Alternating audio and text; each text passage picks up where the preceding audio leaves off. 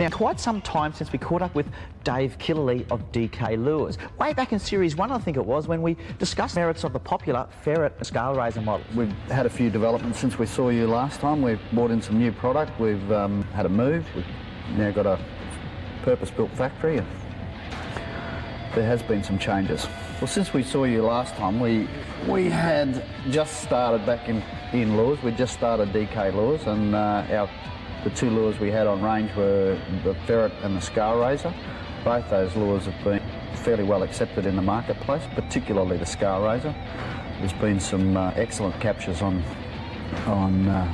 that over the last few years, but we've brought in 3 new models since then. We've brought in the Icon, the Snagmaster, and the Extreme. Could you explain the virtues of the Icon, if you can? Well, the Icon was designed as a shallow water lure. The only shallow water lures that were available in Australia when we started designing this were imported from America, and they were built primarily for fishing, and they really didn't stand up to Australian conditions. So what we did is we took and improved it and made it and adapted it for Australian conditions. We've improved the strength of the towing eyelets. All the eyelets in the lures, they're heavier duty than the imported ones. We've actually had Eagle Claw build us our own hooks, our own special hooks. And all the field test reports we've had so far is that they are excellent. Oh, nice fish, Eddie. Holy moly. Come back here, darling. Oh, I've got a heavy drag on this. Oh, she's in there. Oh, there she goes. Whoa. Folks, that was quite unbelievable. That was DK Icon, chrome model, fished in shallow water. That fish did me like the proverbial. Wore through the leader. It's 45-pound leader, and what a shame. But nice fish. Gotta love used it. primarily on flats, you know, where you fish in drains and runoff and things like that, where the fish are feeding close to the surface. That's where it's designed to be used. We built this in 2 depths. That one's a fairly shallow, designed to be used off the rod tip, and this one here was designed to troll.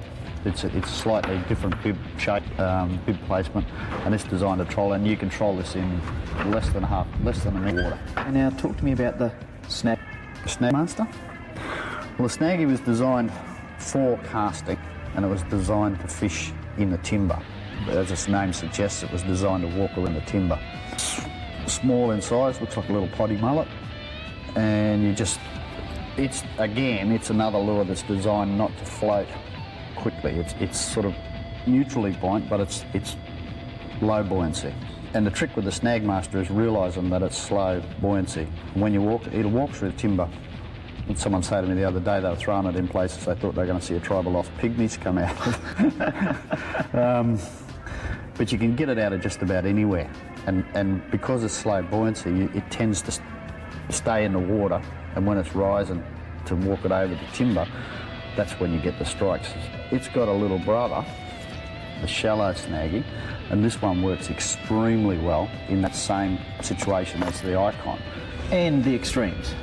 The Extreme, he was designed, he's a little brother of the Snagmaster. You can see they're very similar in shape, but he was designed primarily for bream and freshwater.